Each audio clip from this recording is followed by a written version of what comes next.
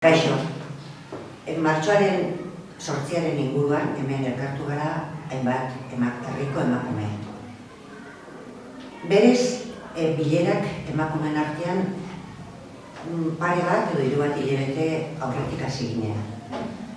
Lehenbiziko kontaktua Iruzetako emakumeek elkartu ginen bakasakoekin eta ikusi genuen zerbait herrian zehar emakume mailan itxia geneukala.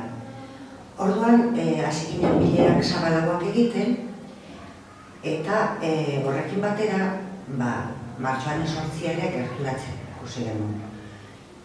Orduan, elkarrekin egitara bat prestatu gendu, eta hainbat emakume, ondoren izango duten bezera, elkarri babestuz, egitara bat prestatu gendu. Egitarau hau antolatzeko, herriko eragile desberdinak elkartu gara, herriko emakume desberdinaz gain, eta bertan, herritak esan duen bezala, Iruzetako kideak, Bargaztako kideak, Portalde Kultura elkartea eta Zestako udalan laguntza izan dugu egitarau hau antolatzeko. Egitarau hau martxan jarrikoa, martxoaren 8tik aurrera, emakume lagin nasartuko eguna denez, zera emango dio.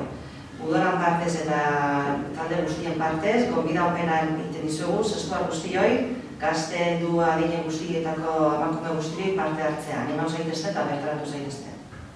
Eta martxoan 8 ondoren, martxoan 9 aurrera eta martxoan 30 bitarte izango ekintza ezberdinak, Portalde Kulturgunean eta Kulturretxean, eta hor beste izango dugu hitzaldi batzuk eta bakarrizketa ere bai, herriko sortzailea den 11 liburuan aurkezpena eta beste ekimen batzuk.